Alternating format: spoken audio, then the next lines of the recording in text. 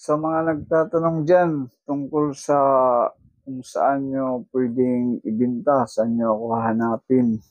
Oo, para maibenta yung mga world coins nyo, mga coins sa ibang bansa, more especially sa quarter dollar coins.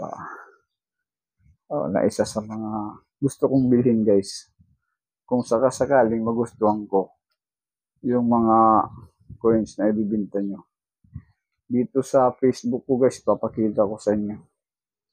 Dito kayo mag-message. Ito yung main account ko, guys. Yan.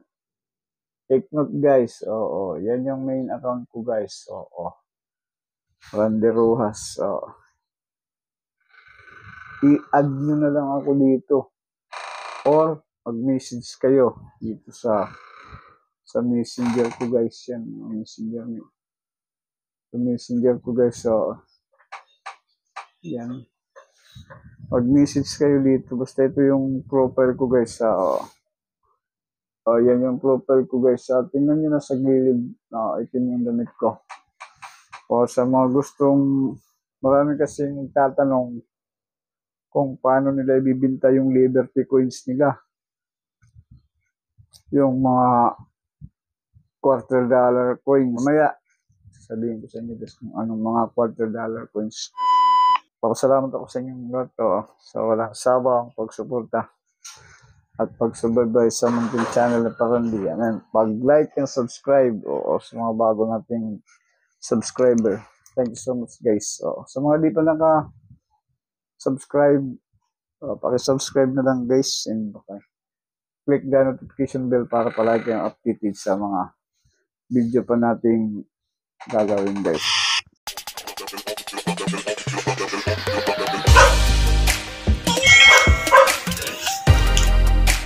Hello, guys, magandang araw po ulit sa inyong lahat dyan, guys. Andito po sa atin harapan, guys, itong mga ilang piraso ng quarter dollar coins or 1/4 dollar, 25 cents. So ngayon, guys, may mga nagtatanong sa akin magsisin daw sila ng mga Liberty coins.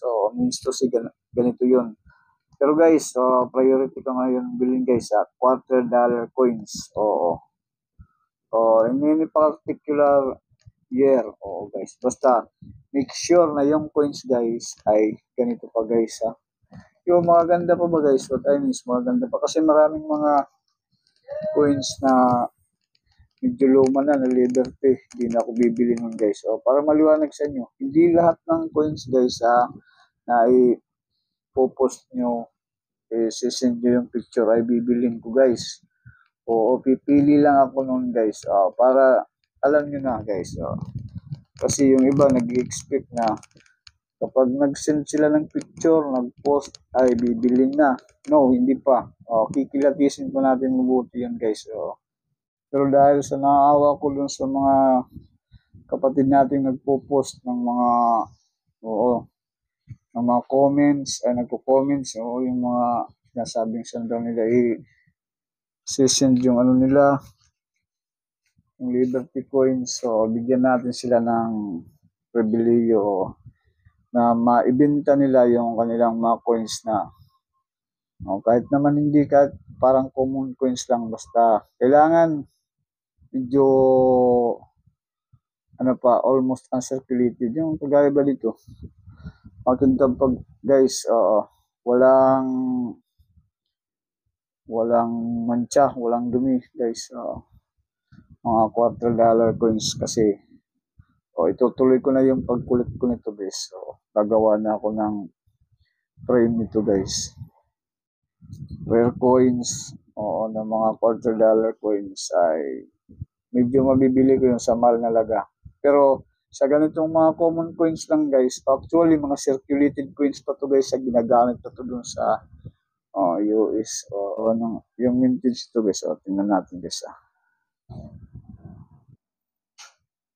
Yan, yung year vintage, guys. Tingnan nyo. Year 2020. Meron pa dito. Medyo mas pa. So, ito, guys. Ito yung yan.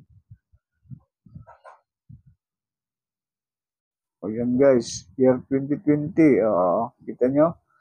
Mayroon kayong mga ganito, kahit anong year, basta kayo na kailangan, maganda pa yung kondisyon.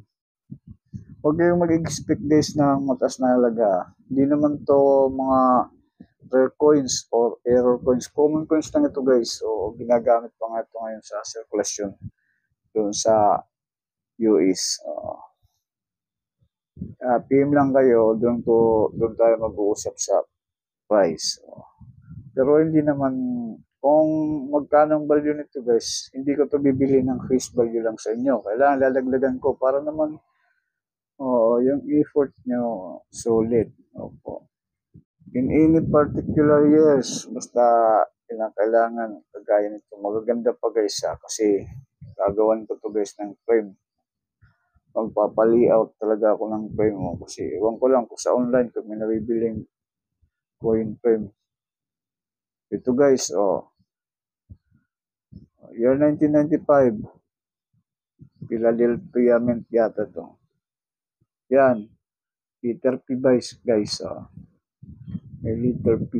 Yan. Sa gilid yung mint mark niya, liter P. Guys, kita nyo. Mint mark niya is liter P. Pero kung meron kayong kagaya nito guys, siguro mas mataas ng price nito guys. Kasi ito yung hinahanap ng mga collector talaga sa US. Year 1995 na Denver Mint. Literally yung mint niya. Yung pinakita ko kanina is liter P. Ito guys, liter P yung mint mark niya. Yan, nasa gilid. So, liter P. At saka ito is Denver mark. Itong nasa left side ko. So, ang medyo mas mataas ang collector value nito guys. Baka mayroon kayo kagaya nito. Pag-uusapan lang natin yung price guys. So, yun guys. Sa mga, nag-message sa akin doon sa mga video na in-upload ko. Saan daw nila ibibinta, paano nila ako makakontakt, paano sila makaka-post, makaka-message. May pakikita nila yung mga Liberty Coins nila. Yun na guys, sinabi ko na sa inyo guys, pinakita ko na, review nyo na lang tong video, tingnan nyo doon. Yung main account ko guys, pinakita ko guys, hindi lang yung parang di channel na Facebook ko. Kasi yung iba, hindi alam. Yung iba naman, alam na nila, nakakapag-post sila doon. Sa mga nagpo-post naman doon sa messenger ko, sa Parang channel. Guys, pasensya na kayo guys. So, kung hindi ko binili yung mga coins nyo guys, means to say, napaka-common.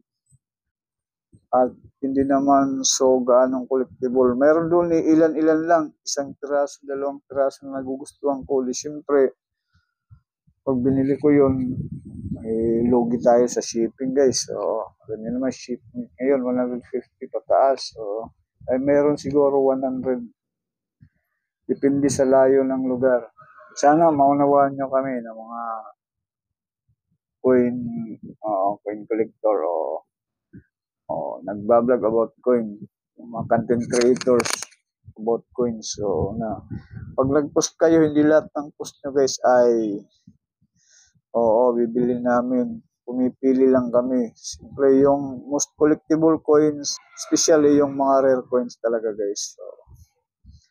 So yun lang guys. Hindi ko na masyadong habain. Kasi kailangan natin ulit ng trabaho. Magkakaroon tayo. So, para maliwanagan yung mga iba nating kapatid dyan na nagpo-post kanilang mga barya. At saka doon naman sa mga foreign coins, na may napili na ako doon. Isang 2014 na New Zealand coins. Bibilin ko sana. Kaya lang, isa lang, walang mga kasama. Hindi naman masyadong mali yung bili ko nun guys. Hindi nga aabot ng 100. Pero kung nagkadalawang piraso, pwede ko yung bili ng 100 each. Yung New Zealand year 2014. Kung nagkadalawa or tatlo, Bali, what I mean is, yung isang New Zealand year 2014 ay may kasamang ibang coins na nagustuhan ko. Kaso wala. Puro New Zealand talaga. Pero yun lang ang nagustuhan ko. Ibang mga coins naman na medyo pangit na guys, luma na, tapos yung normal lang yung pagkakasira yung pera. Hindi talaga bibili guys kahit sinong coin collector talaga. Hindi yan papansin guys. So, ibili nyo na lang guys sa tindahan guys. So, huwag nyo na itago yung mga coins na parang nabulok lang. Luma na. Tapos tingnan nyo mabuti na normal lang na nasira. Hindi sa factory defect or what is it? Machine error guys. So, kapag machine error, gawa ng pag-fabricate ng coins. So, yun.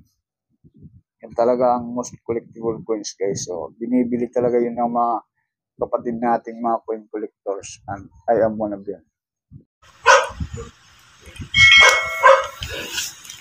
So hanggang dito na lang uli guys. So inaanyayahan ko kayo, lalong-lalo na yung nag-post. Oo, saan niya bibigta yung Liberty coins niya. Pero Liberty coins guys ha, na $quarter lang muna yung bibilin ko. Magaling kayo mabuti guys. So $quarter coins. Tsaka kailangan panoorin nyo talaga yung video para nyo malaman kung ano talagang binibili kong coins guys ha.